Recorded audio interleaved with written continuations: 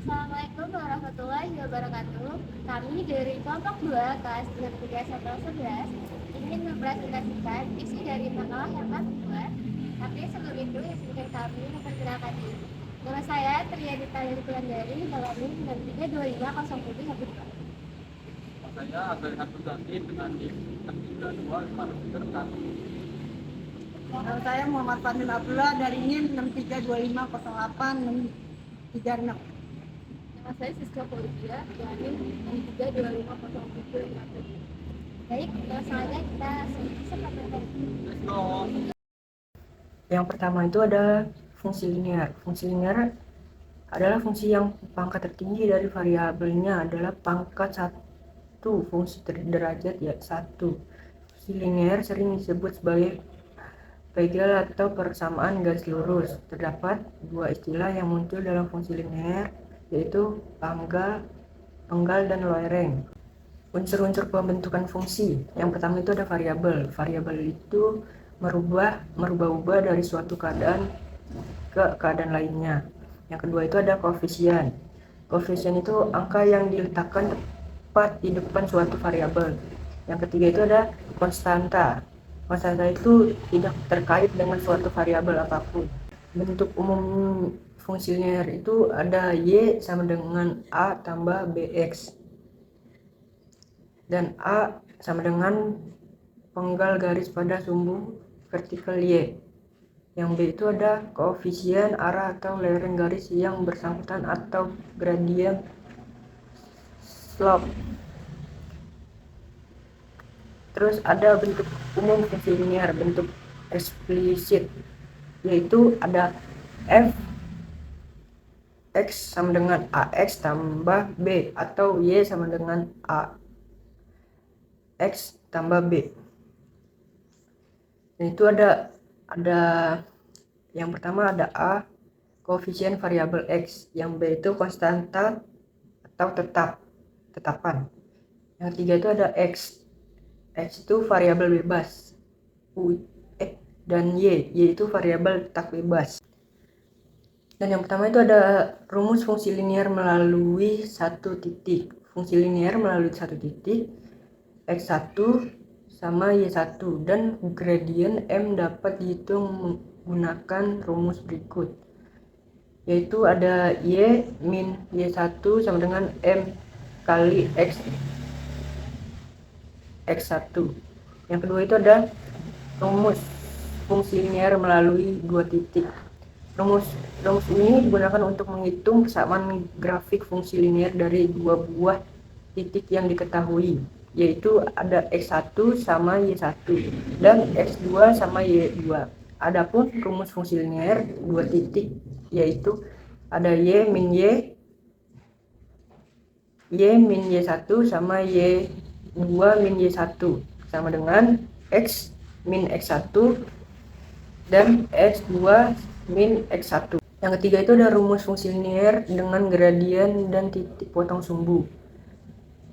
Apabila diketahui suatu titik yang berkoordinat 0b merupakan titik potong dengan sumbu y dan sebuah garis lurus yang memiliki kemiringan m, maka persamaan fungsi linear tersebut ada y sama dengan mx tambah b. Berikutnya ada contoh studi kasus. Sebuah ojol menetapkan tarif awal sebesar 15.000 dan diteruskan dengan tarif selanjutnya sebesar 5.000 per kilometer. Leo menyewa ojol tersebut dan menempuh perjalanan sejauh 15 km. Biaya yang perlu Leo keluarkan untuk membayar taksi adalah, dan masuk pembahasan itu ada tarif taksi sama dengan fx, tarif per kilometer x, maka fx sama dengan 5.000 kali dan 5.000 kali tambah 15.000. F 15.500 tambah 10.000. F 15.000 sama dengan 75.000 tambah 10.000. F 15.000 tambah sama dengan 85.000.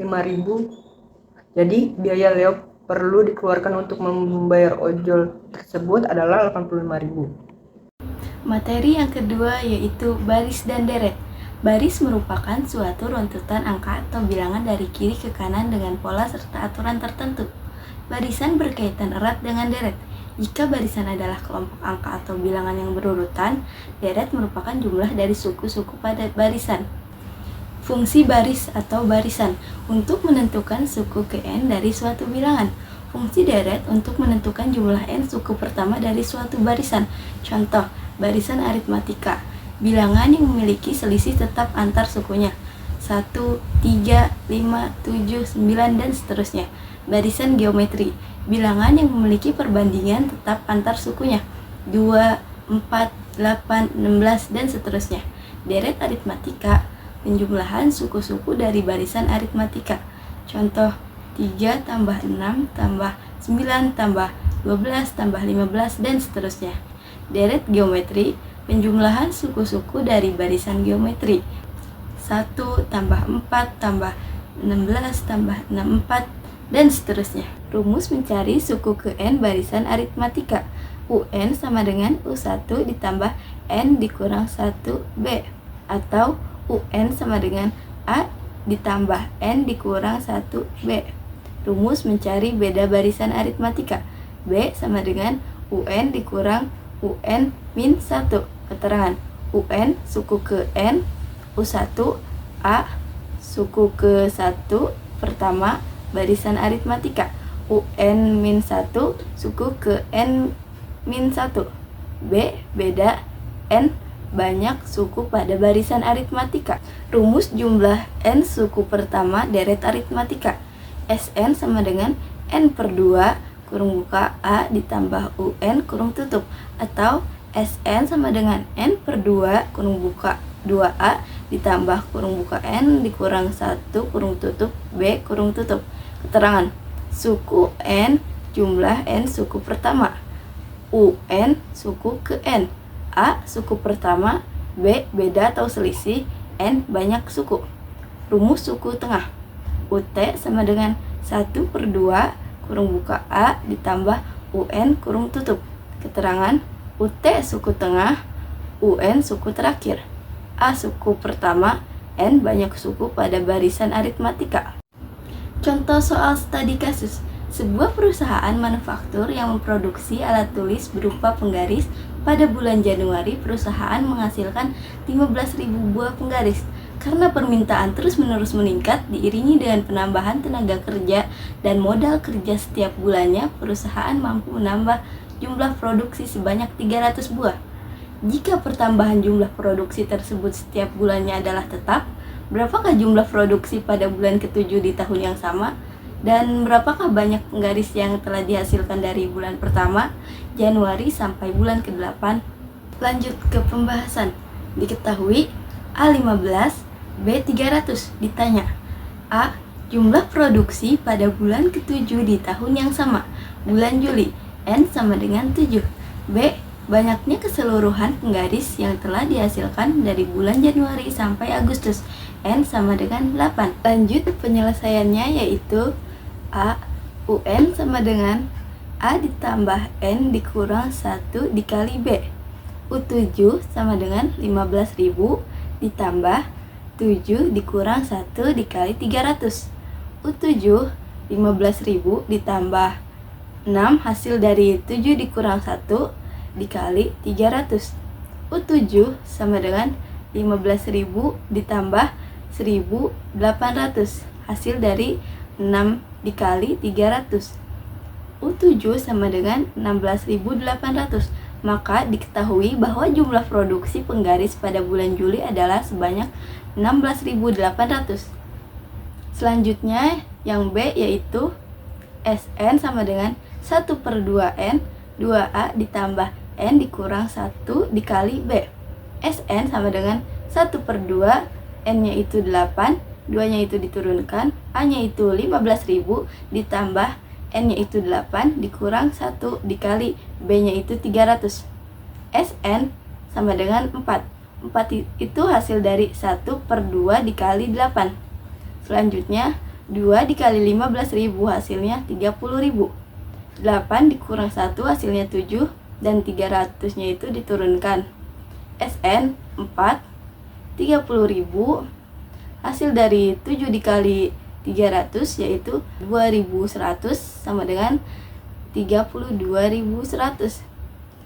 Sn sama dengan 4 dikali 32.100 hasilnya 128.400. Maka diketahui bahwa keseluruhan penggaris yang telah dihasilkan dari bulan Januari sampai Agustus adalah sebanyak 128.400 buah penggaris. Nah, selanjutnya ada materi yang ketiga, yaitu diferensial. Diferensial adalah fungsi lain dari suatu fungsi sebelumnya. Misalnya, dari f menjadi f aksen yang mempunyai nilai tidak beraturan. Diferensial membahas tentang tingkat perubahan suatu fungsi sehubungan dengan perubahan kecil dalam variabel bebas fungsi yang bersangkutan. Jika y sama dengan fx dan terdapat tambahan variabel bebas x sebesar delta x, maka bentuk persamaannya dapat dituliskan menjadi y sama dengan fx, y plus delta x sama dengan fx plus delta x. Delta y sama dengan fx plus delta x min y. Delta y sama dengan fx plus delta x dikurang fx. Apabila ruas kiri dan ruas kanan dibagi dengan delta x, maka diperoleh delta y per delta x sama dengan fx plus delta x dikurang fx dibagi delta x. Nah, di dalam diferensial terdapat proses penurunan sebuah fungsi atau yang disebut dengan proses pendiferensiasian atau diferensiasi. Hasil yang diperoleh dari proses diferensiasi tersebut dinamakan dengan turunan atau derivatif. Dengan demikian, jika y sama dengan fx, maka koefisien diferensinya itu sama dengan delta y per delta x sama dengan fx plus delta x dikurang fx dibagi delta x, dan turunan fungsinya yaitu limit delta x mendekati 0, delta y per delta x sama dengan limit delta x mendekati 0, fx plus delta x dikurang fx min dibagi delta x. Nah, selanjutnya ada hakikat derivatif dan diferensial. Koefisien diferensial delta y per delta x tak lain adalah lereng dari kurva y sama dengan fx, sedangkan derivatif dy per dx adalah limit dari delta y per delta x untuk delta x mendekati 0. Jika delta x sangat kecil, limit delta x mendekati 0, delta y per delta x sama dengan delta y per delta x itu sendiri, atau derivatif fungsi yang bersangkutan sama dengan koefisien diferensinya, dy per dx sama dengan delta y per delta x. Notasi derivatif sesungguhnya terdiri atas dua suku, yaitu suku dy dan dx. Suku dy dinamakan diferensial dari y, sedangkan dx merupakan diferensial dari x. Diferensial dari x dx mencerminkan perubahan yang sangat kecil pada variabel bebas x, dan notasinya itu di diferensial dari x yaitu dx sama dengan delta x. Adapun diferensial dari y dy mencerminkan taksiran perubahan pada variabel terikat y berkenaan dengan perubahan sangat kecil pada variabel bebas x. Diferensial dari y yaitu dy sama dengan dy per dx dikali delta x. Selanjutnya ada kaidah dari diferensial. Yang pertama itu ada diferensiasi konstanta y sama dengan k. Untuk suatu fungsi konstan y sama dengan k, turunan pertama dari fungsi tersebut adalah 0, dimana k-nya itu adalah konstanta. Rumusnya yaitu dy per dx sama dengan 0. Kaidah yang kedua itu ada diferensiasi fungsi pangkat, yaitu fx sama dengan x pangkat n. Untuk suatu fungsi f(x), y sama dengan x pangkat n, secara umum derivatif atau turunan pertamanya dapat dinyatakan dengan dy per dx sama dengan n dikali x pangkat n dikurang 1. Kaidah yang ketiga itu ada diferensiasi perkalian konstanta dengan fungsi y sama dengan k dikali u, di mana u adalah f(x) dan k adalah konstanta. Untuk suatu fungsi f(x), y sama dengan k dikali u, di mana u fungsi dari x dan k adalah konstanta, secara umum derivatif atau turunan pertamanya itu bisa dinyatakan dengan rumus sebagai berikut: dy per dx sama dengan k dikali du per dx. Kaidah yang keempat itu ada diferensiasi penjumlahan dan pengurangan fungsi, yaitu y sama dengan u plus minus v. Suatu fungsi penjumlahan y sama dengan u plus minus v, di mana u sama dengan f(x) dan v sama dengan gx. Turunan pertama dari model fungsi tersebut dinyatakan dengan dy per dx sama dengan du per dx plus minus dv per dx, atau bisa juga dengan dy per dx sama dengan u aksen plus minus v aksen. Kaidah yang kelima itu ada diferensiasi perkalian fungsi, yaitu y sama dengan u dikali v. Suatu perkalian fungsi y sama dengan u dikali v, di mana u sama dengan f(x) dan v sama dengan gx, maka derivatif atau turunan pertamanya dari fungsi tersebut adalah dy per dx sama dengan du per dx dikali v plus u dikali dv per dx. Kaidah yang keenam itu ada diferensiasi pembagian fungsi. Suatu fungsi y sama dengan u dibagi v, di mana u sama dengan f(x) dan v sama dengan gx, maka turunan pertama dari fungsi tersebut dinyatakan dengan dy per dx sama dengan du per dx dikali v dikurang u dikali dv per dx dibagi v kuadrat, atau bisa juga ditulis dengan dy per dx sama dengan u aksen dikali v dikurang u dikali v aksen dibagi v kuadrat. Kaidah yang ketujuh itu ada diferensiasi fungsi berpangkat. Jika y sama dengan u pangkat n, di mana u sama dengan gx dan n adalah konstanta, maka dy per dx sama dengan n dikali u pangkat n dikurang 1 dikali du per dx. Dan kaidah yang terakhir, kaidah yang ke-8 adalah diferensiasi fungsi logaritmik. Jika y sama dengan a log x, maka dy per dx sama dengan 1x in a. Dan pembahasan yang terakhir adalah contoh penerapan diferensial dalam ekonomi. Berdasarkan pengalamannya, seorang kontraktor kecil membutuhkan 100 karung pasir setiap bulan.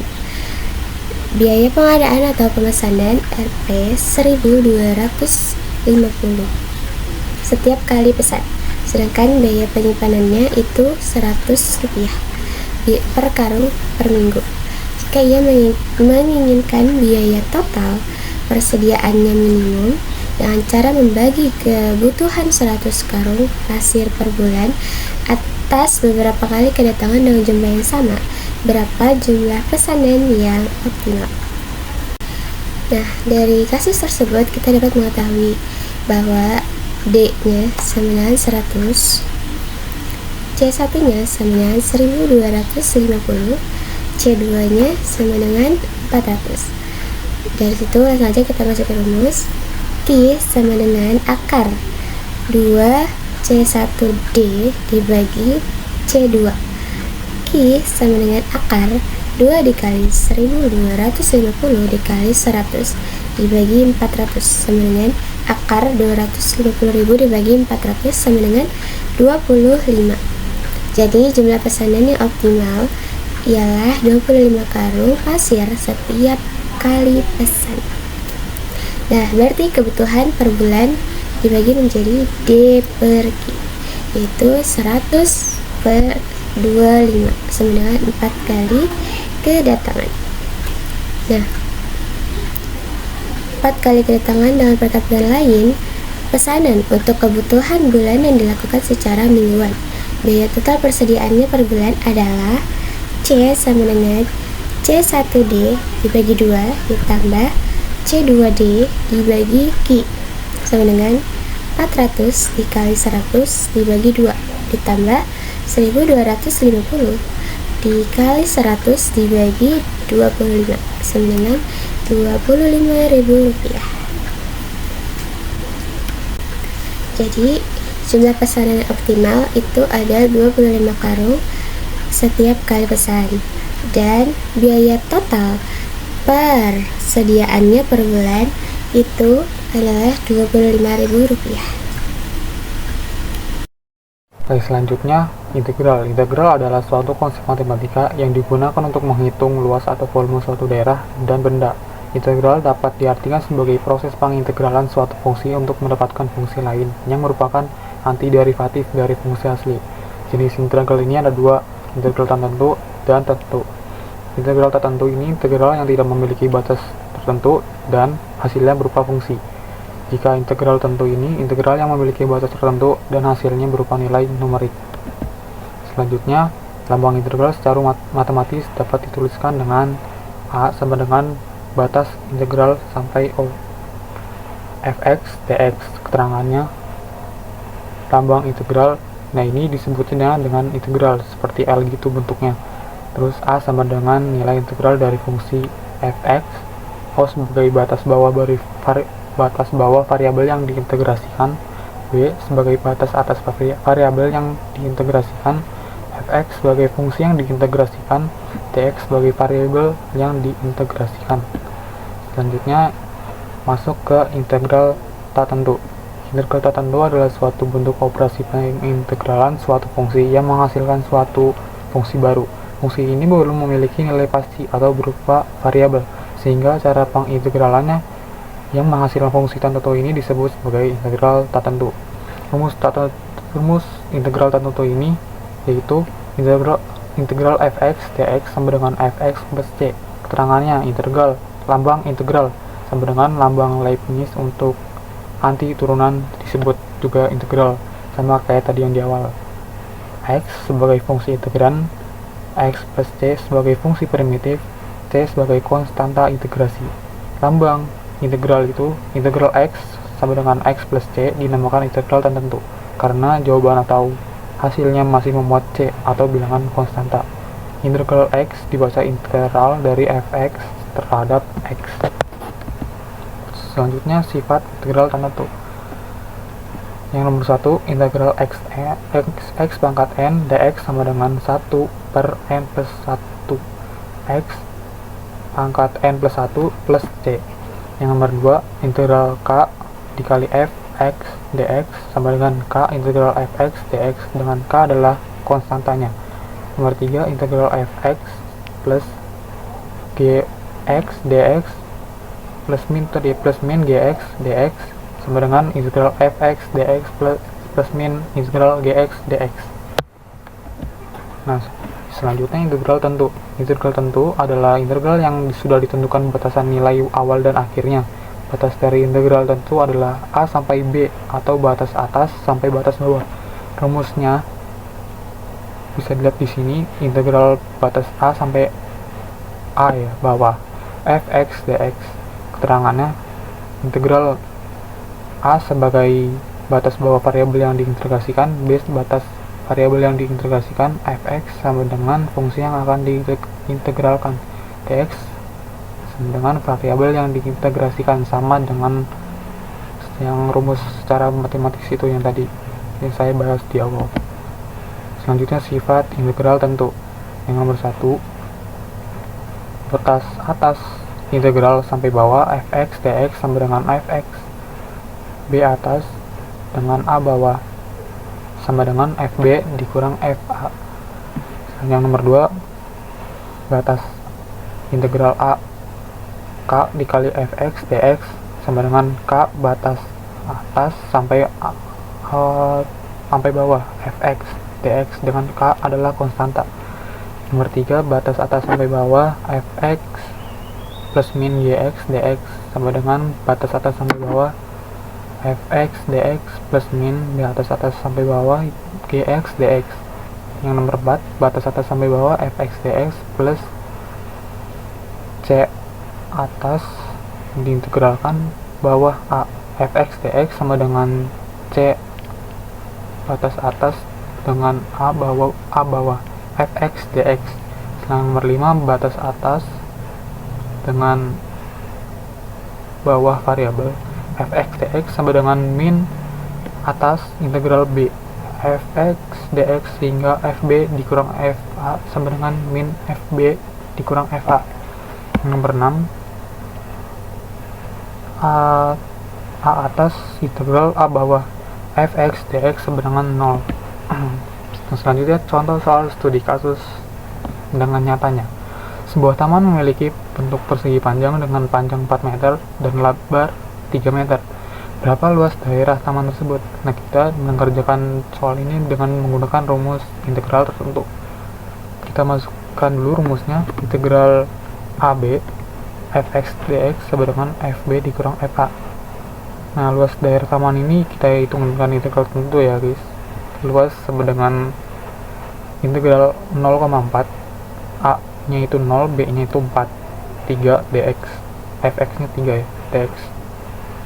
Langsung aja bawahnya 3x, yang garis lurus kayak gini tuh batas 3x, batas dari 0 hingga 4. Terus 3 kali 4 sama dengan 12 dikurang 3 kali 0 sama dengan 0, terus sama dengan 12 meter persegi. Jadi luas daerah taman tersebut adalah 12 m pangkat 2 atau persegi. Sekian presentasi dari kelompok kami, kurang lebih mohon maaf. Assalamualaikum warahmatullahi wabarakatuh.